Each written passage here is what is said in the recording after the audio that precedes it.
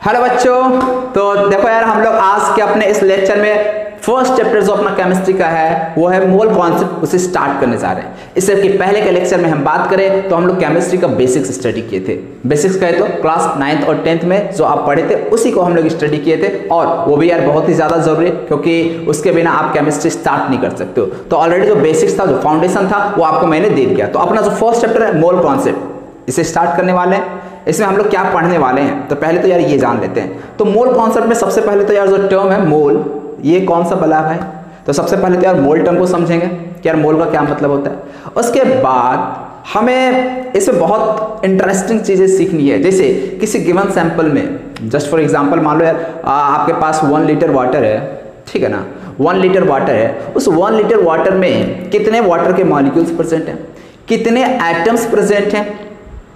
Atoms और molecules real life में अभी तक किसी ने देखा नहीं है, लेकिन मैं कैलकुलेट करने वाला हूं इस चैप्टर में कि किसी गिवन सैंपल में कितने वाटर मॉलिक्यूल्स हैं, कितने एटम्स हैं, कितने इलेक्ट्रॉन्स हैं, कितने प्रोटॉन्स हैं, कितने न्यूट्रॉन्स हैं।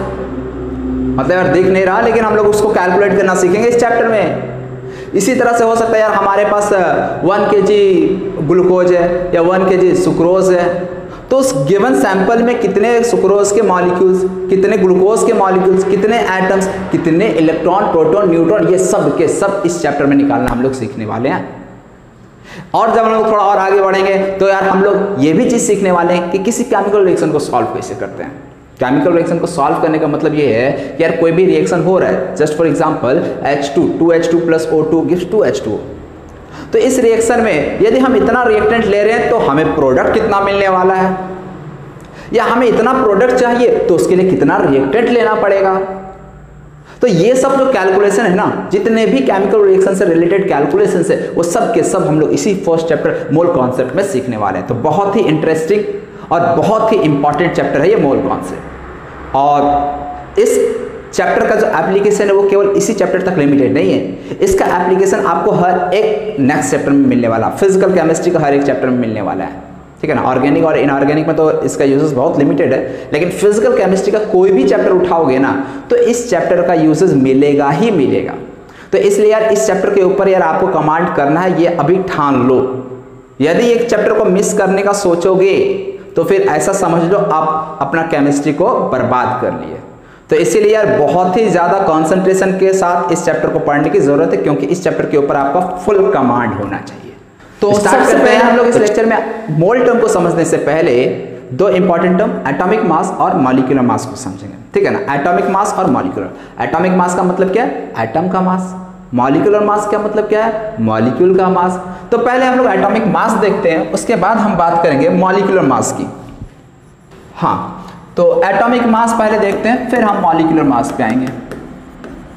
तो कुछ एटम्स जिनका एटॉमिक मास आपको पता होना चाहिए, यहाँ पे मैं लिख दे रहा हूँ। जैसे hydrogen 1, carbon 12, nitrogen 14, oxygen 16, sulphur 32, chlorine 35.5, इसी तरह से sodium 23, magnesium 24, aluminium 27, calcium 40, iron 56, copper 63.5, silver 108। तो ये कुछ आइटम्स है जिनका एटॉमिक मास आपको याद होना चाहिए, ठीक है ना। आपको हर एक एलिमेंट का एटॉमिक मास याद नहीं होना चाहिए। बाय द वे क्वेश्चंस में आपको एटॉमिक मास गिवन रहता है, फिर भी ये सब बहुत ही ज़्यादा फ्रीक्वेंटली यूज होता है। मतलब आपको हर क्वेश्चंस में ऑलमोस्ट ये सब का एटॉमिक मास का जरूरत पड़ेगा, तो इससे अच्छा है कि यार आप याद ही कर लो, ठीक है। तो ये तो यार कुछ एटम्स के एटॉमिक मास हो गए। अच्छा, एटॉमिक मास का मतलब क्या होता है, एटम का मास होता है ना। तो एटम का यदि ये मास है तो इसका कुछ यूनिट भी तो होना चाहिए। यहाँ मैंने यूनिट तो लिखा ही नहीं, तो क्या मैं 1 kg कर दूँ, कार्बन का मास 12 kg कर दूँ, हाइड्रोजन का एक एटम का मास 1 kg कर देंगे तो चलता है क्या। कार्बन का मास 12 kg कर दें, चलता है क्या, नहीं चलता है ना यार। एक एटम का मास kg में कहाँ से हो सकता है। एटम तो यार इतना छोटा होता है जिसको देख नहीं सकते हैं, तो फिर kg तो छोड़, ग्राम, हाइड्रोजन का मास 1 ग्राम पॉसिबल है क्या, या कार्बन का एक एटम का मास 12 ग्राम पॉसिबल है क्या, नहीं पॉसिबल है। इसका मतलब ये हुआ कि यार इसका जो यूनिट होना चाहिए ना वो कुछ और होना चाहिए, बहुत ही स्मॉलर यूनिट होना चाहिए, ठीक है। तो ये जो यूनिट वाली बात है ना, इस पे अभी हम थोड़ी देर बाद आएंगे। तो पहले हम लोग इसके एटॉमिक मास को तो जान लिए, ये आपको एटॉमिक मास याद होना चाहिए। अब हम फिलहाल मॉलिक्यूलर मास पे आएंगे और उसके बाद हम लोग इसके यूनिट की बात करेंगे। अभी हम यूनिट की बात नहीं कर रहे, इसलिए अभी अब टेंशन ना लेना। चलो ये तो हो गया। अब हम लोग मॉलिक्यूलर मास बात कर लेते हैं। देखो यार, ये सब चीज आपको जरूरत पड़ने वाली, इसलिए आप हर एक चीज यार बिल्कुल बेसिक से आप समझते हुए चलो, ताकि यार आगे चलकर आपको प्रॉब्लम ना हो, ठीक है ना। चलो यार good. Molecular mass, molecular mass का मतलब मॉलिक्यूल का मास। H2 का मास क्या लिखेंगे, क्या लिखेंगे H2 का मास। तो हाइड्रोजन का यहाँ पे क्या देख रहे हैं, 2 एटम प्रेजेंट है ना। एक एटम का मास कितना होता है, 1। एक एटम का मास, हाइड्रोजन के एक एटम का मास 1 होता है। देख लो यार यहाँ से, तो यहाँ पे हाइड्रोजन के कितने एटम प्रेजेंट है, 2। तो मास क्या हो जाना चाहिए, 1 × 2 2। यूनिट की बात अभी मैं नहीं कर रहा, O2 की बात करता हूँ मैं। ऑक्सीजन के एक एटम का मास क्या होता है, तो ऑक्सीजन खोजो यार, ऑक्सीजन 16, एक एटम का मास 16 है। तो यहाँ पे कितने ऑक्सीजन का, ये जो दिख रहा है ना 2 और ये 2, ये नंबर ऑफ एटम्स को रिप्रेजेंट कर रहा है। तो ऑक्सीजन के 2 एटम है, तो 2 एटम का मास कितना हो गया, 32। O3 का नाम क्या होता है बता दो यार जरा, क्या होता है ना, ओजोन होता है। ऑक्सीजन के एक एटम का मास कितना, 16, तो 3 एटम का मास कितना, 16 × 3 48। कोई दिक्कत तो नहीं यहाँ तक, चल यार गुड। अभी बिल्कुल यार अपना बेसिक चल रहा है, बचवा वाला चीज अभी चल रहा है एकदम सब। नाइट्रोजन के एक एटम का मास कितना, 14। यहाँ पे कितने एटम दिख रहे हैं, 2, तो 14 × 2 कितना करते हैं, 28 हो जाता है। क्लियर ये चीज, चलिए यार गुड। तो अब हम थोड़ा सा डिफरेंट एलिमेंट्स का कोई कंपाउंड ले लेते हैं। H2O, चलो बता दो यार H2O का क्या हो जाएगा, क्या हो जाएगा H2O का। तो H2O में देखो यार, हाइड्रोजन के 2 एटम और ऑक्सीजन का 1 एटम प्रेजेंट है। यही मतलब हुआ ना इसका, हाइड्रोजन का 2 एटम और ऑक्सीजन का 1 एटम प्रेजेंट है। हाइड्रोजन का 2 एटम का मास क्या हो जाएगा, एक एटम का मास 1 होता है, 2 एटम का ले ले तो 1 × 2, ये हाइड्रोजन का मास हुआ। और ऑक्सीजन का मास कितना हो जाएगा, +16। एक ऑक्सीजन एटम का मास यही होता है ना, कोई दिक्कत तो नहीं। चलो यार गुड। तो ये 2 + 16 कितना हो गया, 18 हो गया। समझ में आ रहा, मॉलिक्यूलर मास कैसे निकालते हैं। यदि समझ में आ रहा तो इसके बाद के जितने भी एग्जाम्पल हुए तुम्हें खुद से करना है, मतलब वीडियो पॉज करना है, उसके बाद ट्राई करना है, फिर मेरे आंसर पे आना है। चलता है, चलो यार गुड। H2 हो गया। सिमिलरली NH3 का मॉलिक्यूलर मास निकालना है। तो नाइट्रोजन का एक एटम का मास बताओ कितना, 14। हाइड्रोजन का एक एटम का मास कितना, 1, और 3 हाइड्रोजन है तो 1 × 3, तो 14 + 3 कितना हो गया, 17। सिमिलरली CH4, कार्बन के एक एटम का मास 12, हाइड्रोजन का 4 एटम का मास 1 × 4, दैट इज 12 + 4 16। कोई दिक्कत तो नहीं यार, बिल्कुल यार बेसिक, इसमें क्या दिक्कत होना चाहिए। CO2 की बात करते हैं। तो कार्बन का एक एटम का मास क्या हो जाता है, देखो यार, कार्बन का एटम का मास 12 प्लस ऑक्सीजन के 2 एटम, एक ऑक्सीजन एटम का मास क्या होता है, 16। 2 ऑक्सीजन आइटम है ना, तो 16 × 2 क्या लिख देंगे यहाँ पे, 32, और ये 12, इसको ऐड करते हैं तो ये आ जाता है 44 आ जाता है, ठीक है ना। तुम लोग कैलकुलेट कर लेना। नेक्स्ट C6H12O6 क्या होता है इसका फार्मूला, कोई बच्चा बताएगा। C6H12O6 क्या हो जाता है, तो ये होता है ग्लूकोज। एक काम करता हूँ मैं, चलो ठीक है, ये हो जाता है ग्लूकोज। इसका मॉलिक्यूलर मास निकालना है। मॉलिक्यूलर मास कैसे निकालेंगे, चलो यार वीडियो पॉज करके थोड़ा ट्राई करो यार तुम लोग खुद से, क्या होना चाहिए इसका मॉलिक्यूलर मास। चलो तो देखो यार, कार्बन के ग्लूकोज में ध्यान से पहले देखो, कार्बन का कितना एटम प्रेजेंट है, 6, हाइड्रोजन का कितना 12, ऑक्सीजन का कितना 16 एटम प्रेजेंट है। अब यार हर एक एटम का यदि आपको एटॉमिक मास पता है ना, तो उसके बाद ये कुछ बचा ही नहीं इसमें। कार्बन का एक एटम का मास कितना होता है, 12, कार्बन का कितना एटम दिख रहा है, 6, तो यहाँ पे क्या लिखेंगे 12 × 6, ये कार्बन के कारण हुआ। हाइड्रोजन का एक एटम का मास 1, कितना एटम दिख रहा है 12, तो 1 × 12, अब प्लस ऑक्सीजन का एक एटम का मास 16, यहाँ पे ऑक्सीजन के कितने एटम दिख रहे हैं 6, तो 16 × 6, टोटल मास ऑक्सीजन के कारण हो गया। मतलब ये जो 12 × 6 दिख रहा है ना, ये कार्बन के कारण, 1 × 12 जो दिख रहा है वो हाइड्रोजन के कारण, और ये जो 16 × 6 दिख रहा है वो ऑक्सीजन के कारण टोटल मास है। अब इसे आप ऐड कर दोगे तो ये आ जाता है 180। अब आप करके तुम लोग देख लेना, ठीक है ना। अब इतना मैं नहीं करूंगा, मैं आंसर लिख दिया हूं, मुझे पता है, हाँ आप चेक कर लेना यार सही है कि गलत है।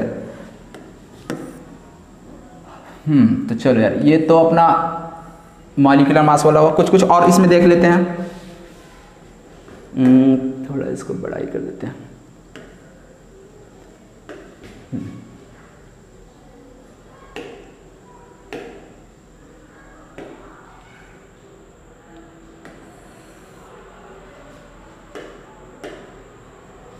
चलो, तो अब यहाँ पे देखना ग्लूकोज तक का तो बात कर लिए। इसके बाद नेक्स्ट एग्जांपल लेते हैं C12H22O11। ये क्या होता है, इसका नाम क्या होता है बता दो यार बच्चों। ये होता है सुक्रोज। ये सब फार्मूला याद रखना, ग्लूकोज, सुक्रोज। अब मॉलिक्यूलर मास निकालना। चलो यार अब तो ट्राई करो, अब तो यार हो जाना चाहिए तुम लोगों से भी। कार्बन का एक एटम का मास 12 और यहाँ पे कार्बन का 12 एटम है तो 12 × 12। हाइड्रोजन का एक एटम का मास 1, हाइड्रोजन का 22 एटम है तो 1 × 22, प्लस ऑक्सीजन का एक एटम का मास 16, यहाँ पे 11 ऑक्सीजन है तो 16 × 11। इसे ऐड करोगे तो ये आ जाता 342। करके देख लेना यार तुम लोग। नेक्स्ट एग्जांपल पे आते हैं हम। चलिए यार नेक्स्ट एग्जांपल है Al2SO4 होल थ्राइस। इसका मास क्या होगा, ट्राई करोगे खुद से। अच्छा एक काम करता हूँ, मैं थोड़ा सा छोटा ले लेता हूँ एग्जांपल, ठीक है ना। MgOH होल ट्वाइस, इसका मास निकालना है आपको। ट्राई करो यार खुद से, वीडियो पॉज करके ट्राई करना, गलती मत करना यार। यहाँ मैग्नीशियम का सबसे पहले एक एटम का मास कितना होता है 24। OH होल ट्वाइस है। OH होल ट्वाइस का मतलब OH का पहले मास निकाल लो, उसके बाद उसमें 2 से मल्टीप्लाई कर देना। OH होल ट्वाइस का मतलब क्या है, 2 OH है। तो एक OH का मास कितना हो जाएगा 16 + 1, 16 + 1 ऑक्सीजन का प्लस हाइड्रोजन का, और ये OH 2 बार है, इसका मतलब इसमें × 2 कर दो, हो गया यार काम। मतलब कितना आ गया आपका आंसर 24 + 17 × 2 34, तो ये आ गया आपका 58।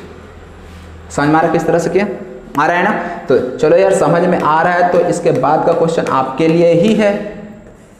Al2SO4 होल थ्राइस, इसका मास बता दीजिए जरा क्या हो जाएगा। चलो यार वीडियो पॉज करो और स्टार्ट हो जाए तुम लोग।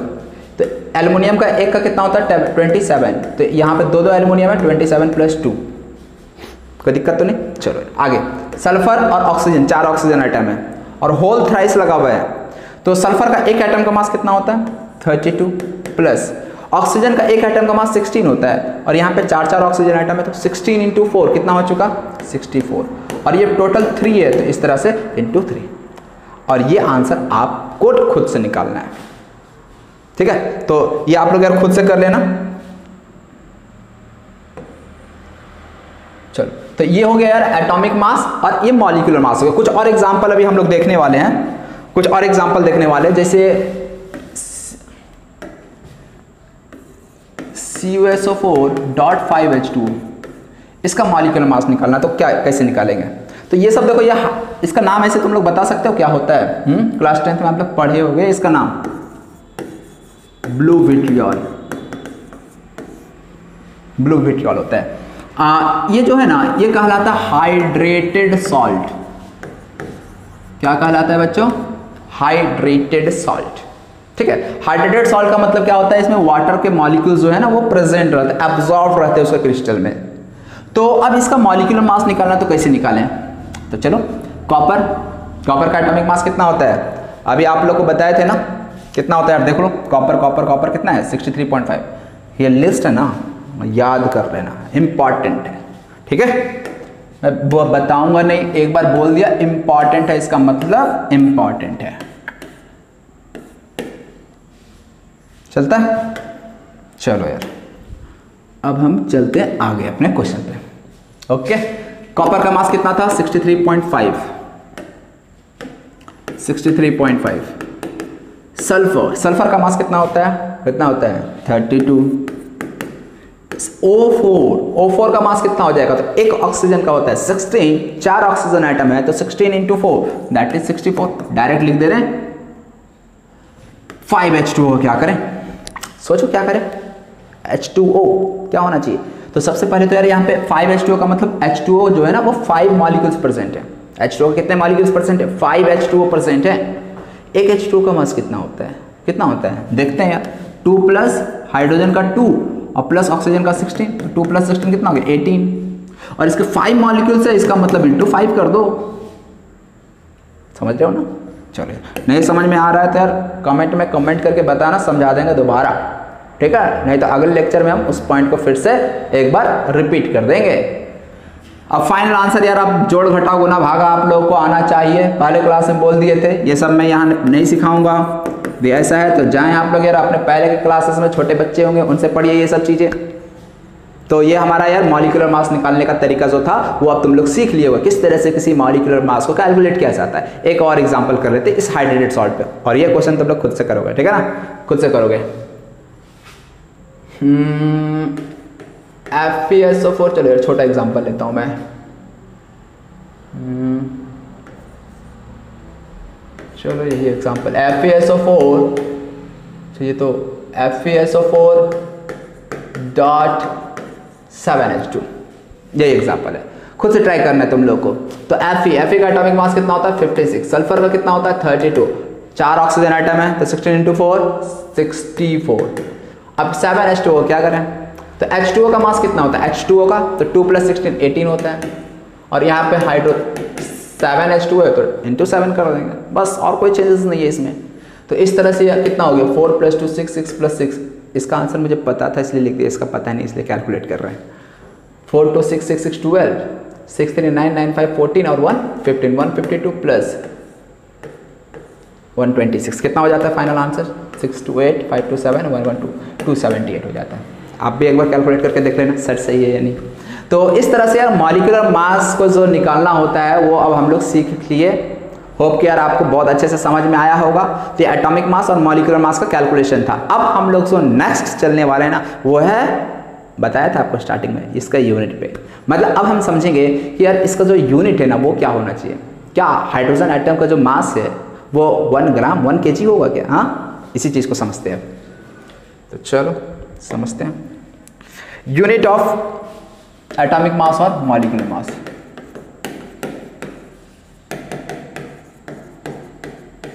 एटॉमिक मास और मॉलिक्यूलर मास, देखो यार एटम क्या होता है, मॉलिक्यूल क्या होता है, ये सब तो ऑलरेडी बेसिस क्लास में हम लोग पढ़ चुके हैं। मॉलिक्यूल्स क्या होता है, ग्रुप ऑफ एटम्स, उसे ही मॉलिक्यूल कहते थे। यदि हम एटम की बात करेंगे तो एटॉमिक मास बोलेंगे, यदि हम मॉलिक्यूल की बात करें तो मॉलिक्यूलर मास बोलेंगे, और कोई चेंजेस नहीं है इसमें। तो अब बात आती है यूनिट क्या लेंगे। जैसे हम हाइड्रोजन लिए, हाइड्रोजन का एक एटम का मास क्या होना चाहिए, क्या होना चाहिए? क्या हम 1 ग्राम लिख दें, 1 kg लिख दें, 1 मिलीग्राम लिख दें, क्या लिख दें? तो देखो जो एटॉमिक मास होता है ना, जरा सोचो यार, इमेजिन करो हाइड्रोजन का एटम कितना छोटा होता है, बहुत छोटा होता है। इतना छोटा होता है कि यार तुम अपने नेकेड आई से नहीं देख सकते हो, बहुत छोटा होता है ना, नेकेड आई से नहीं देख सकते हो। तो ऐसे में यार इसका मास भी क्या होना चाहिए, बहुत ही कम होना चाहिए। होना चाहिए ना बहुत ही कम, हाँ यार होना चाहिए बहुत ही कम। तो एटम के मास को हम लोग किससे मेजर करेंगे, ग्राम, मतलब कौन सा यूनिट ज़्यादा सही रहेगा? जैसे यार हमारे पास कुछ बहुत बड़ा चीज़ है, जैसे हाथी है, तो हाथी का मास हम लोग किससे मेजर करेंगे? मिलीग्राम में, ग्राम में, केजी में, टन में, किससे मेजर करेंगे? टन में मेजर करेंगे यार। 1 टन, 2.5 टन, मतलब 1 टन, 1 टन मतलब समझते हो ना यार तुम लोग, 1000 kg होता है। तो हाथी का मास भी होना चाहिए बहुत ज़्यादा। तो हम लोग जनरली क्या होता है, हाथी का जो मास है ना वो टन में या क्विंटल में मेजर करते हैं। और मान लो मुझे अपने बॉडी का वेट मेजर कर रहा हूँ, तो मैं अपने बॉडी का वेट किस यूनिट में मेजर करूँगा? मिलीग्राम और ग्राम में तो करूँगा नहीं, किस यूनिट में? टन में भी नहीं करूँगा यार, मैं हाथी तो हूँ नहीं। किस यूनिट में करूँगा? केजी में करूँगा यार, जो मोस्ट अप्रोप्रिएट है हमारे लिए केजी है। इसी तरह से मान लो यार मैं इस पेन का वेट मेजर करना चाहता हूँ, इसका यार टन और केजी में तो किया नहीं जाएगा। इसका हम लोग मास को मेजर करने के लिए कौन सा यूनिट सुटेबल यूज़ करेंगे? कौन सा यूनिट सुटेबल होगा इसके लिए? ग्राम यार मोस्ट सुटेबल होगा। मान लो चींटी का वेट मेजर करना है तो उसके लिए कौन सा वेट यूनिट सुटेबल होगा? तो चींटी बहुत छोटा होता है तो ग्राम, मिलीग्राम भी चल जाएगा। समझ रहे हो ना, मतलब साइज के हिसाब से हम लोग यार यूनिट लेते हैं। अब एटम की हम लोग बात करते हैं, एक चींटी की भी हम बात करें तो चींटी में कितने यार एटम्स प्रेजेंट रहते हैं, कितने एटम्स प्रेजेंट रहते हैं, ये सब हम लोग निकालना सीख जाएंगे। इस मोल कॉन्सेप्ट चैप्टर में हम लोग ये चीज़ सीखने वाले हैं कि यार किसी गिवन सैंपल में 1 ग्राम, 1 मिलीग्राम, 1 kg में कितने एटम्स प्रेजेंट हैं, ये आप लोग इसी चैप्टर में सीखने वाले हो। और ज़्यादा नहीं, 2 लेक्चर के बाद ये 1 लेक्चर, नेक्स्ट लेक्चर में आप ये सब कैलकुलेट करना सीख जाओगे। और आपको पूछ दे इस 1 kg में कितने एटम्स प्रेजेंट होंगे, इसमें कितने मॉलिक्यूल्स होंगे, ये सब कैलकुलेट करना तुम लोग खुद से सीख जाओगे। ठीक है, तो थोड़ा यार इंटरेस्टिंग, बहुत ही ज़्यादा ये टॉपिक चैप्टर है, तो इसलिए बस पेशेंस बनाए रखना आप लोग। अभी हम लोग फिलहाल इसके यूनिट की बात कर रहा हूँ। तो एटम्स क्या हो गया, बहुत ही स्मॉल, तो उसका यूनिट जो है ना केजी, ग्राम, मिलीग्राम, ये सब हो ही नहीं सकता, क्योंकि ये सब बड़ा मतलब एटम के रेस्पेक्ट में तो ये बहुत बड़ा है ना। तो इसीलिए हम लोग एटम का मास या मॉलिक्यूल का मास जो है ना मेजर करने के लिए एक बहुत ही स्मॉलर यूनिट यूज़ करते हैं। और वो स्मॉलर यूनिट क्या है? क्लास 9th में पढ़े होगे आप लोग, AMU, यानी एटम का जो मास होता है ना उसको मेजर करने के लिए हम लोग क्या यूज करते हैं, AMU। या फिर अभी ट्रेंडिंग में एक और चला है 1U। अब ये AMU का फुल फॉर्म क्या होता है, atomic mass unit, atomic mass unit, और U का क्या होता है, यूनिफाइड मास।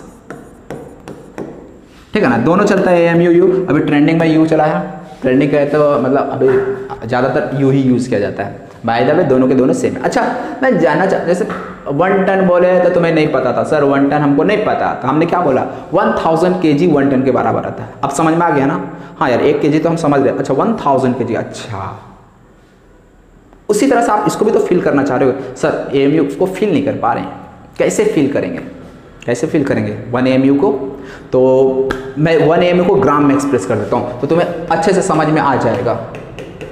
ये तो इसका वैल्यू यदि ग्राम में हम एक्सप्रेस करना चाहें, देखो क्या है 1.67 इंटू 10⁻⁻24 ग्राम, मतलब यार कितना स्मॉलर यूनिट है ये, इमेजिन करो -24 10 के पावर में, मतलब बाई में यदि जाएगा तो 10 पे कितना 0, 24, मतलब यार कितना स्मॉलर यूनिट, जस्ट इमेजिन कर सकते हो। और होना भी चाहिए, क्यों होना चाहिए, एटम की हम बात कर रहे हैं जो यार दिख नहीं रहा। एक पेन में हम बात करें तो यार कितना मिलियंस ऑफ एटम्स प्रेजेंट होंगे इसमें, तो यार एक एटम का मास बहुत कम होना चाहिए, और यहां से तुम्हें ये चीज दिख भी रहा है।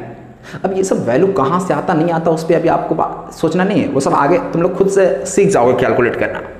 तो फिलहाल ये एक फीलिंग के लिए, एक मतलब विजुअलाइजेशन के लिए था कि यार 1 AMU का वैल्यू इन ग्राम ये होता है, तो एक एटम का मास कितना है आप जान सकते हो यहाँ से। ठीक है, तो अब बात आ जा रही है एटॉमिक मास और यहाँ पे 1U।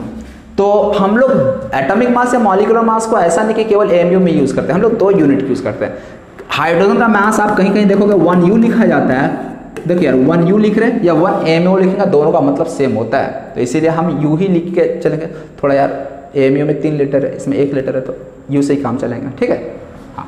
और कहीं कहीं आपको हाइड्रोजन का मास 1 ग्राम भी लिखा हुआ मिलेगा। सर एटॉमिक मास 1 ग्राम कैसे हो सकता है, एक एटम का मास तो यार 1 ग्राम तो काफ़ी ज़्यादा हो गया।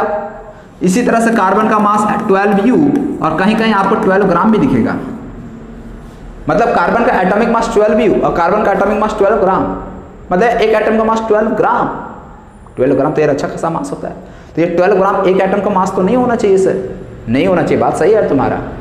12U, हाँ 12U तो हो सकता है। तो फिर ये 12 ग्राम जो होता है ना, वो रिप्रेजेंट क्या चीज़ को कर रहा है, इस चीज़ को हम सीखेंगे।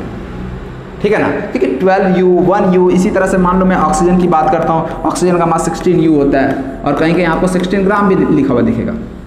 मुझे जरा बताना, क्या ये वाला जो मास दिख रहा है 1U 12U 16U, या ये क्या प्रैक्टिकल है? प्रैक्टिकल इन द सेंस का मतलब तुम इसको मतलब किसी तरह से रिलेट कर सकते हो, क्या सोच सकते हो इतने छोटे मास को? नहीं सोच सकते हो ना, मतलब तुम रिएक्शन कराना चाहते हो तो कभी भी रिएक्शन तुम ऐसा कराओगे कि हाइड्रोजन का 1U लेकर हाइड्रोजन का 1U 2U 5U मास लोगे और उसका रिएक्शन कराओगे? इतना छोटा मास तो यार अवेलेबल ही नहीं है, तो इसलिए इतने छोटे मास के साथ तुम प्रैक्टिकल नहीं हो सकते हो। तो इसके लिए क्या है, आपको थोड़ा बड़ा मास लेना पड़ेगा, तो उसके लिए हम लोग ये वाला यूनिट यूज करते हैं, ग्राम जो लगा हुआ ना ग्राम, उस यूनिट को यूज करते हैं। और यदि किसी के एटम के एटॉमिक मास में ग्राम लगा दिया जाए, ध्यान से सुनना मैं क्या कर रहा हूं, यदि किसी के एटम के एटॉमिक मास में ग्राम लगा दिया जाए यूनिट की जगह पे, यहाँ पे U था, यदि हम U की जगह पे ग्राम लगा दे तो उस एटॉमिक मास को हम लोग फिर ग्राम एटॉमिक मास या ग्राम मॉलिक्यूलर मास कहते हैं। यदि मॉलिक्यूल की बात करेंगे तो मॉलिक्यूलर मास, फॉर एग्जांपल मान लो H2 की मैं बात करता हूँ, तो H2 का U के टर्म में बात करें तो 2U हो जाएगा, और ग्राम के टर्म में बात करें तो 2 ग्राम हो जाएगा। O2 की बात करें तो ये क्या हो जाएगा, O2 एक ऑक्सीजन का 16 था, तो 2 का कितना हो गया 32U, और इसी तरह से O2 का मास और क्या लिखा जा सकता है, 32 ग्राम लिखा जा सकता है। फिर इसी तरह से मान लो H2O की हम बात करते हैं, तो H2O कितना हो गया 18U होता है, या फिर H2O को और क्या लिखा जा सकता है, 18 ग्राम भी लिखा जा सकता है। मतलब ये जो U वाला मास है ना बहुत ही स्मॉल होता है, तो ये प्रैक्टिकल नहीं है, इसको हम लोग यूज़ नहीं कर सकते हैं डेली लाइफ में। हाँ लेकिन ग्राम के साथ तो हम लोग यूज़ कर सकते हैं, ये तो प्रैक्टिकल है। तो अब यही चीज़ समझना है ना कि यार इसका एक्चुअल सिग्निफिकेंस क्या, कार्बन का मास 12 ग्राम है, इसका सिग्निफिकेंस क्या है? क्या ये एक है, ये रिप्रेजेंट क्या कर रहा है 12 ग्राम, इस चीज़ को अपने को जानना है। क्या जैसे 1U, कार्बन का मास 12U, ऑक्सीजन का मास 16U, ये क्या रिप्रेजेंट कर रहा था, ये रिप्रेजेंट कर रहा था एक एटम के मास को रिप्रेजेंट कर रहा था, एक सिंगल एटम के मास को रिप्रेजेंट कर रहा था। लेकिन ये जो ग्राम दिख रहा है, ग्राम वाला, क्या ये सिंगल एटम के मास को रिप्रेजेंट कर रहा है? क्या कार्बन का एक एटम का मास 12 ग्राम होगा? क्या ऑक्सीजन के एक एटम का मास 16 ग्राम होगा? कभी नहीं यार, एक एटम इतना छोटा होता है, ग्राम में कहाँ से पॉसिबल है? पॉसिबल ही नहीं है ग्राम में उसका एटॉमिक मास। इसी तरह से O2 का एक मॉलिक्यूल, O2 का एक मॉलिक्यूल जिसमें 2 हाइड्रोजन के एटम ऑक्सीजन प्रेजेंट है, O2 में क्या है 2 ऑक्सीजन के एटम प्रेजेंट है, उसका मास 32 ग्राम, कहाँ से पॉसिबल है? H2 के एक मॉलिक्यूल का मास 18 ग्राम, नॉट पॉसिबल एट ऑल। तो ये एक्चुअली जो ग्राम वाला है ना, ये एक्चुअली रिप्रेजेंट क्या कर रहा है, इस चीज़ को समझ नहीं पा रहे हैं। तो अपने को इसी चीज़ को समझना और इसको डिस्टिंग्विश करना है, क्या यू कब यूज़ करना है और ग्राम कब यूज़ करना है। यू तो वाला यार समझ में आ रहा होगा, यू कब यूज़ करना है, एक एटम का मास या एक मॉलिक्यूल का मास जब हमें बताना हो तो हम लोग यू में बताएंगे। मतलब ये जो यू है ना, ये एक एटम का मास को रिप्रेजेंट कर रहा है। मतलब समझना, यदि आपसे पूछा जाए हाइड्रोजन के एक एटम का मास बताओ, तो आप बोलोगे 1 और साथ में यूनिट यू बताओगे। यदि आपसे पूछा जाए कार्बन के एक एटम का मास बताओ, तो 12U, साथ में यूनिट क्या बोलोगे, यू बोलोगे। ऑक्सीजन के एक एटम का मास बताओ, तो 16U, क्या बोलोगे, यू बोलोगे। H2 का एक एटम का मास बताओ, 12 ऑक्सीजन, सॉरी H2 का एक मॉलिक्यूल का मास बताओ, तो 2U। एक मॉलिक्यूल, सिंगल मॉलिक्यूल की मैं बात कर रहा हूं, तब U आएगा। वाटर के एक सिंगल मॉलिक्यूल की बात कर रहा हूं, उसका मास तो 18U। यानी सिंगल मॉलिक्यूल या सिंगल एटम आए तो आप आंसर जो है यूनिट आपका U आएगा। फिर ग्राम कब आता है, अब उसको सीख लेते हैं। चेक काम करते हैं।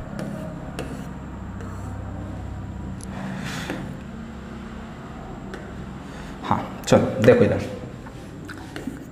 जब ग्राम में एक्सप्रेस करते हैं ना, तो इसी को हम लोग ग्राम एटॉमिक मास या ग्राम मॉलिक्यूलर मास कहते हैं।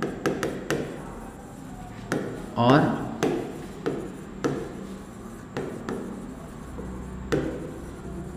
ग्राम मॉलिक्यूलर मास, ये होता क्या है, एटॉमिक मास और मॉलिक्यूलर मास, एटॉमिक और मॉलिक्यूलर मास एक्सप्रेस्ड इन। अब इसका क्या मतलब है, देखो मैं एक काम करता हूँ, बहुत ही शॉर्ट में मैं आप लोगों को बताता हूँ। यूनिट ऑफ एटॉमिक और molecular mass,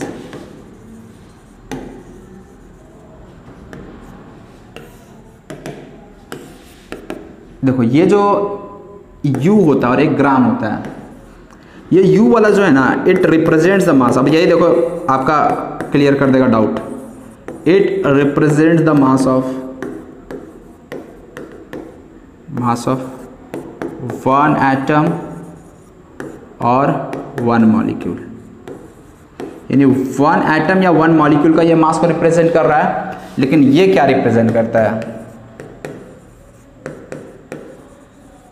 it represents the mass of 1 mole atoms और मॉलिक्यूल्स। अब यहां पे आपका जो टर्म आपको आगे जानना था वो यहां आ गया, 1 मोल। यू क्या रिप्रेजेंट कर रहा है, तो it simply represent the mass of 1 atom और 1 मॉलिक्यूल, मतलब एक एटम या एक मॉलिक्यूल के मास को रिप्रेजेंट कर रहा है। अब बात आता है कि यार ये क्या रिप्रेजेंट कर रहा है, कौन सा, ग्राम वाला। तो ग्राम क्या रिप्रेजेंट करता है, तो it represent the mass of 1 mole atoms और 1 मोल मॉलिक्यूल्स।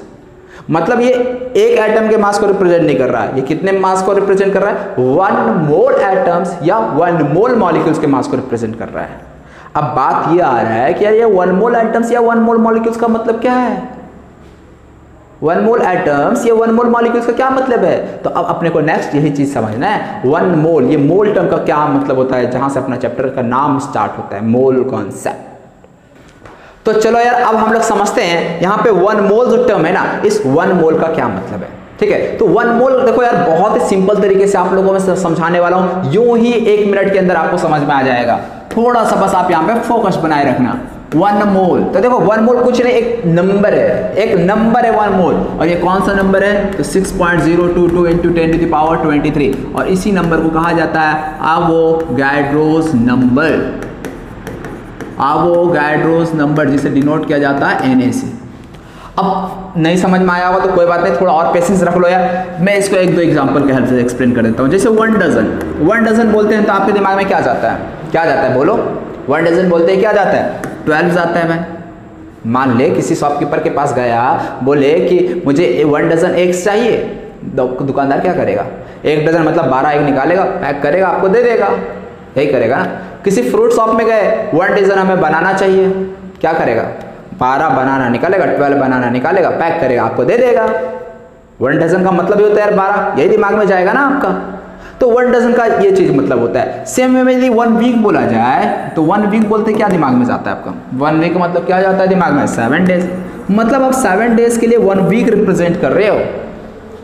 14 डेज हो जाए तो 2 वीक, 21 डेज हो जाए 3 वीक, मतलब समझ लो ना, 7 डेज के लिए 1 वीक यूज कर रहे हो, इसका मतलब हुआ। इसी तरह से यदि 1 ईयर का बात हो तो 1 ईयर का मतलब क्या समझते हो? 365 डेज, यही समझ रहे हो ना। मतलब क्या है कि आप 12 के लिए 1 डजन, 7 डेज के लिए 1 वीक, 365 डेज के लिए 1 ईयर। सेम वे में हम लोग इस नंबर के लिए जो टर्म यूज करते हैं वो है 1 मोल। अब इसको थोड़ा सा एग्जांपल समझते हैं। जैसे मान लो यार बोला जाए इस वर्ल्ड का पॉपुलेशन 1 मोल है, इसका क्या मतलब समझोगे? तो इसका मतलब यही होगा कि इस वर्ल्ड में 6.022 इंटू 10⁻23 लोग हैं।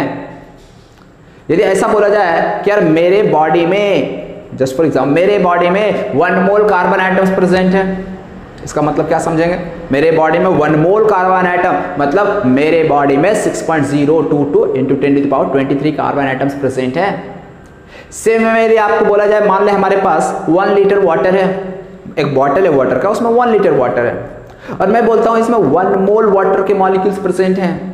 इसका मतलब क्या समझोगे? इसका मतलब ये समझोगे कि इस बॉटल में 1 मोल वाटर मॉलिक्यूल्स, मतलब ये नंबर तुरंत यार स्ट्राइक करना चाहिए, तुरंत एकदम यार घंटी बजा देना चाहिए आपके दिमाग का। 1 मोल मतलब 6.022 इंटू 10⁻23 मॉलिक्यूल्स इसमें प्रेजेंट हैं, समझ रहे हो? तुरंत दिमाग में स्ट्राइक करना चाहिए यार इस नंबर के बारे में बात हो रहा है। तो अब यार उम्मीद है ना कि 1 मोल समझ गए होगे। मान ले यार अब किसी तुम वो एग शॉपकीपर के पास जाते हो और बोलते हो कि मुझे 1 मोल एग्स चाहिए, दुकानदार क्या बोलेगा? दुकानदार बोलेगा मुझे नहीं समझ आता आप क्या बोल रहे हैं, मेरे पल्ले नहीं पड़ता। क्यों पड़ेगा भाई? केमिस्ट्री थोड़ी ना वो जानता है। लेकिन मान ले उस दुकानदार की जगह पे मैं बैठा हूँगा और आप अगर मुझे बोलोगे सर मुझे 1 मोल एग्स चाहिए, तो मैं क्या बोलूँगा?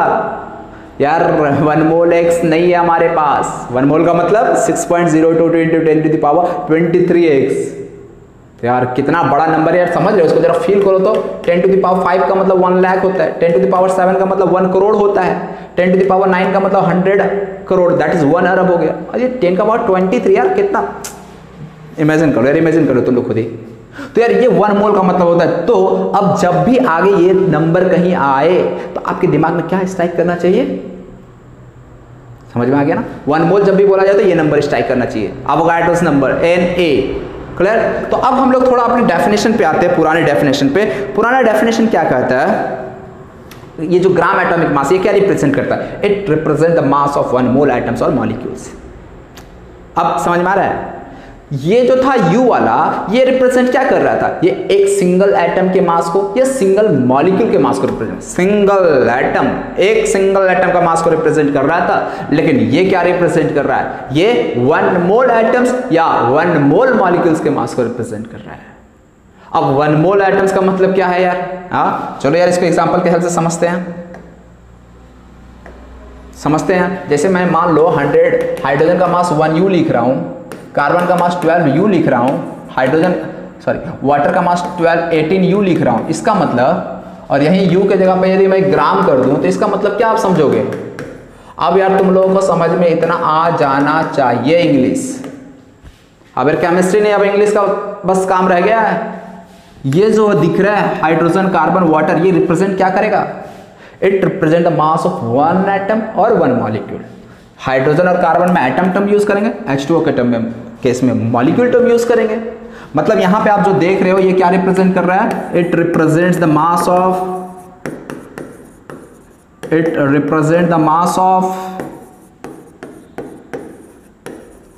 1 एटम और 1 मॉलिक्यूल।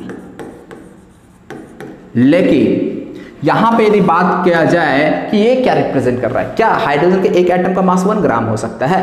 क्या कार्बन के एक एटम का मास 12 ग्राम हो सकता है कभी? या वाटर के एक मॉलिक्यूल का मास 18 ग्राम पॉसिबल है क्या? सिंगल मॉलिक्यूल यार, एटम और मॉलिक्यूल दिखता ही नहीं है, उसका मास 18 ग्राम पॉसिबल है क्या? पॉसिबल ही नहीं है। तो फिर ये आखिरकार रिप्रेजेंट क्या कर रहा है? क्या रिप्रेजेंट कर रहा है? तो देखिए अभी आपको बताया था क्या रिप्रेजेंट कर रहा है। It represent the mass of 1 mole atoms और मॉलिक्यूल्स। मतलब समझ में आया कि नहीं आया यार? 1 मोल एटम या मॉलिक्यूल का मास को रिप्रेजेंट कर रहा है। 1 मोल का मतलब हाइड्रोजन का जो मास 1 ग्राम है, क्या वो 1 एटम का मास है? ना। कितने का मास है? 1 मोल हाइड्रोजन एटम का मास है। 1 मोल हाइड्रोजन एटम का मतलब क्या हो गया? 6.022 into 10 to the power 23 atoms of hydrogen का मास है 1 ग्राम। सेम वे में कार्बन का मास 12 ग्राम। क्या हाइड्रोजन के एक एटम का मास 12 ग्राम है? No no no. कार्बन के 1 मोल कार्बन एटम का मास है 12 ग्राम। दैट इज कार्बन के 6.022 into 10 to the power 23 atoms का मास के 12 ग्राम है। मतलब आप कार्बन का जब 6.022 into 10 to the power 23 atoms को कलेक्ट करोगे, उसका मास कैलकुलेट करोगे ना, तब वो जाकर 12 ग्राम आएगा। एक एटम का मास नहीं आने वाला है। 6.022 into 10 to the power 23 atoms का मास आएगा 12 ग्राम। सेम वे में यार वाटर की हम बात करते हैं, तो वाटर का एक मॉलिक्यूल का मास 18 ग्राम नहीं आएगा। कितना आएगा एक मॉलिक्यूल का मास? एक मॉलिक्यूल का मास 18 U आएगा, और ये 18 ग्राम जो है वो 1 मोल वाटर का मास है।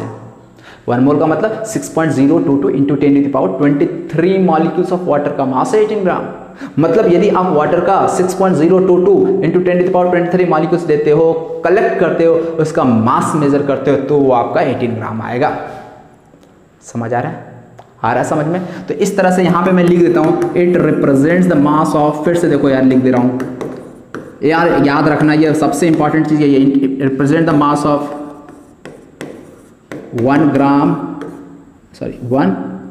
मोल एटम्स और मॉलिक्यूल्स।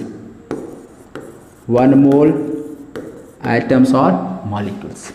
अब यार समझ में आना चाहिए तुम लोगों को अच्छे से, ठीक है? तो ये तो अब आप लोग को समझ में आ गया होगा यार दोनों में बेसिक डिफरेंस क्या है। अच्छा, जैसे जस्ट हाइड्रोजन का एक एटम का मास 1 U आप तो कह दिए सर, थोड़ा सा हमको इमेजिन नहीं हुआ, फील नहीं हुआ सर, ये 1 U का मतलब कितना छोटा मास है, फील नहीं कर पा रहे सर। तो चलो यार मैं तुम लोगों को फील करा देता हूँ यार थोड़ा। एक AMU का मतलब बताया था ना तुम लोग को यार, कितना वैल्यू होता है? 1.67 इंटू 10 टू द पावर 24 ग्राम होता है ना। इसी तरह से मान लो वाटर का एक मॉलिक्यूल का मास तुम फील करना चाहते हो, तो वाटर के एक मॉलिक्यूल का मास 18 U है, और U का मतलब कितना होता है? 1.67 इंटू 10 टू द पावर -24 होता है। मतलब यार कितना स्मॉलर वैल्यू यार, चेक कर लो। अब तो ग्राम में लिख कर दे दिया ना, ग्राम का तो मतलब समझते हो ना तुम लोग। तो हाइड्रोजन का एक एटम का एक्चुअल मास इतना है, वाटर के एक मॉलिक्यूल का एक्चुअल मास इतना है। तो एक्चुअल मास निकालना तो यार आप ऐसे निकालोगे, और ये यदि ग्राम लगा रहे हो तो ग्राम का मतलब वो रिप्रेजेंट कर रहा है 1 मोल का मास।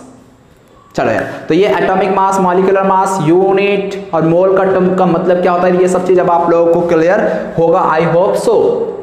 यदि कोई दिक्कत, कोई परेशानी हो तो आप यार कमेंट में करके बताएं यार, मैं उसे अगले दिन अच्छे से फिर से एक बार रिपीट कर दूंगा, ठीक है? तो अगले दिन अब हम लोग जो नेक्स्ट लेक्चर आने वाला है, उस नेक्स्ट लेक्चर में हम लोग बात करेंगे यार कैलकुलेशन ऑफ मोल्स पे बेस्ड। बहुत ही इंटरेस्टिंग टॉपिक है। हम लोग सीखने वाले अगले नेक्स्ट लेक्चर में कि किसी सैंपल में कितने एटम्स, कितने मॉलिक्यूल्स, कितने इलेक्ट्रॉन, प्रोटॉन, न्यूट्रॉन्स होंगे, ये सब के सब अब हम लोग नेक्स्ट लेक्चर में सीखने वाले हैं। तो चलो यार, अभी के लिए अलविदा, आप लोगों को बाय बाय।